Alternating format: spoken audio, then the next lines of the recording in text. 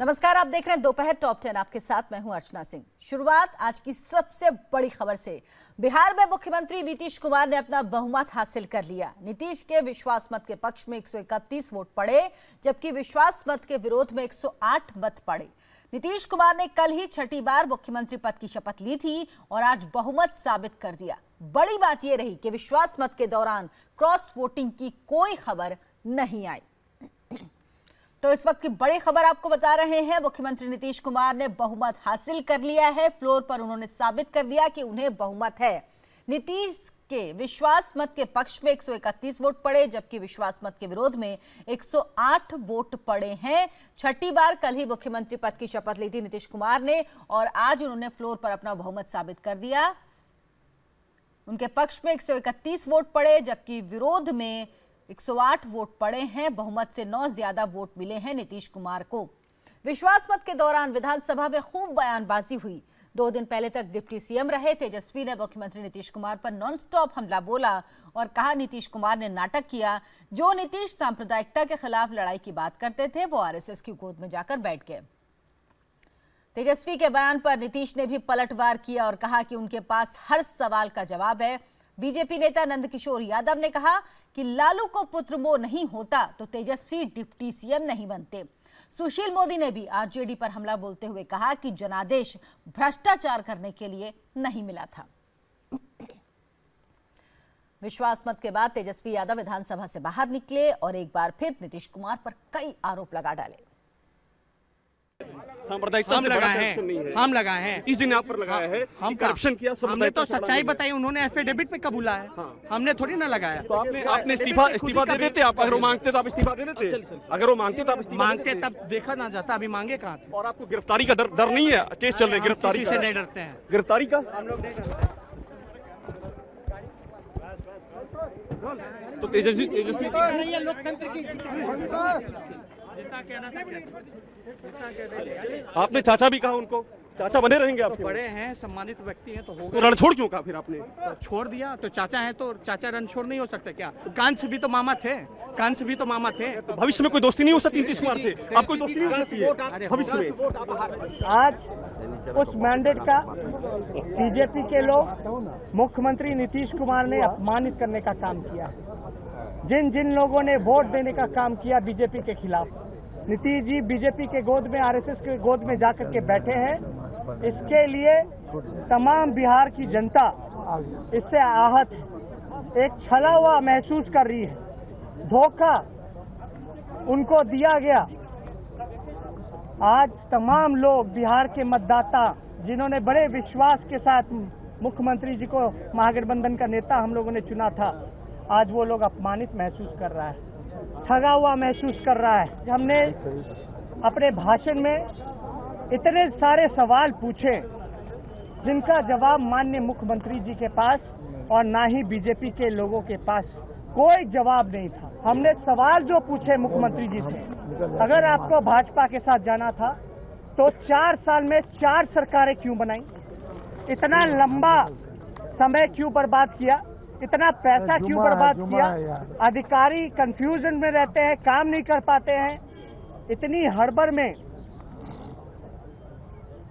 हर एक चीज हो गया, शपथ लिया गया, इस्तीफा दिया गया।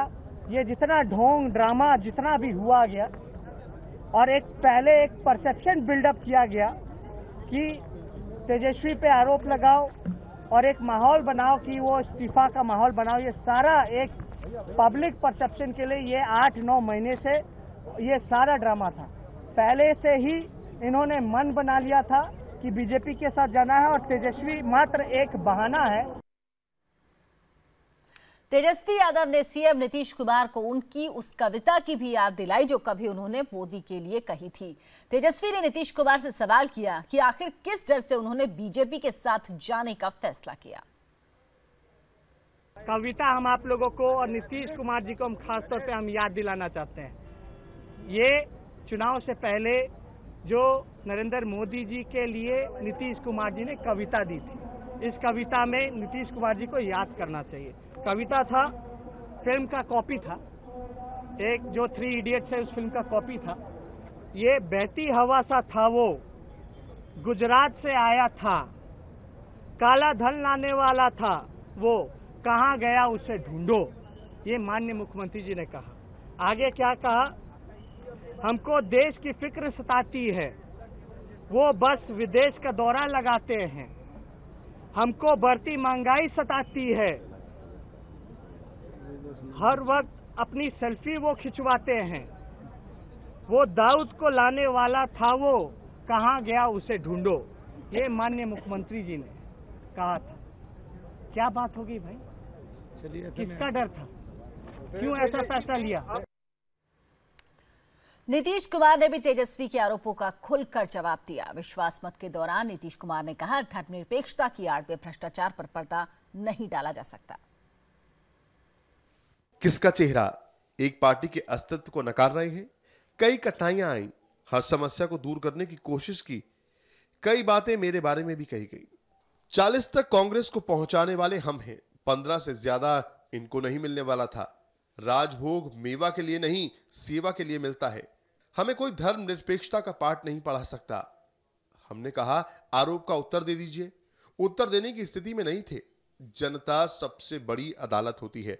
धर्मनिरपेक्षता भ्रष्टाचार पर पर्दा डालने के लिए नहीं है।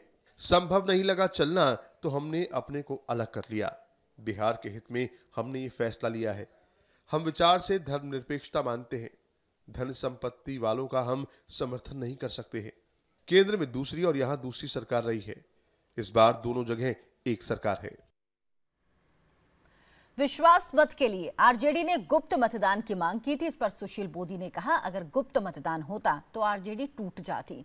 सुशील मोदी ने कहा, उन्होंने गवर्नर को 131 विधायकों के समर्थन की चिट्ठी सौंपी थी और आज ठीक वही हुआ। आज मतदान के दौरान 131 विधायकों ने, जो बहुमत से काफी ज्यादा है, विश्वास मत के पक्ष में अपना वोट दिया है। और जो राजद कांग्रेस के लोग दावा कर रहे थे कि 2 दर्जन लोग संपर्क में, 3 दर्जन लोग हमारे संपर्क में हैं, तो आज उनका दावा झूठा निकला। और एनडीए और जनता दल यू पूरी तरह से एकजुट है। और जो लोग ये मांग कर रहे थे कि गुप्त मतदान हो, तो अगर वंदे मातरम गाने को लेकर आज महाराष्ट्र विधानसभा परिसर में बीजेपी और ओवैसी की पार्टी एआईएमआईएम के विधायकों के बीच जमकर हंगामा हुआ। सदन के बाहर बीजेपी विधायक राज पुरोहित ने एमआईएम के विधायक वारिस पठान से वंदे मातरम बोलने को कहा, लेकिन वारिस पठान ने कहा, चाहे कुछ भी हो जाए वो वंदे मातरम नहीं बोलेंगे। वंदे मातरम कहना होगा, इस देश में वंदे मातरम कहना होगा, इस देश में होगा, वंदे मातरम कहना होगा। जय हिंद, जय हिंद, भारत जिंदाबाद, भारत माता की, हिंदुस्तान जिंदाबाद, वंदे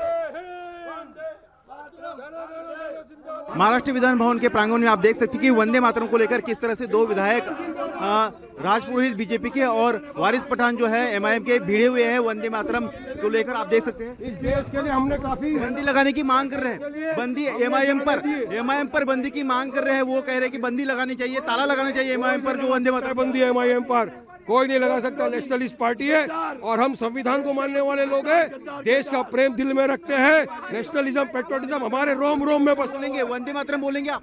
वंदे मातरम बोलेंगे? गाना मना फोर्स नहीं कर सकते। वंदे मातरम जिसको बोलना है बोले, जिसको बोलना है बोले, जिसको बोलना है बोले। मैं किसी को रोकता नहीं। आप मुझे फोर्स नहीं कर सकते। ये लोग मुझे फोर्स कर रहे हैं। वंदे मातरम बोलने की बात वो कह रहे हैं। ये लोग मुझे फोर्स कर रहे हैं, मैं नहीं बोलूंगा। ये लोग मुझे फोर्स कर रहे हैं, मैं नहीं बोलूंगा।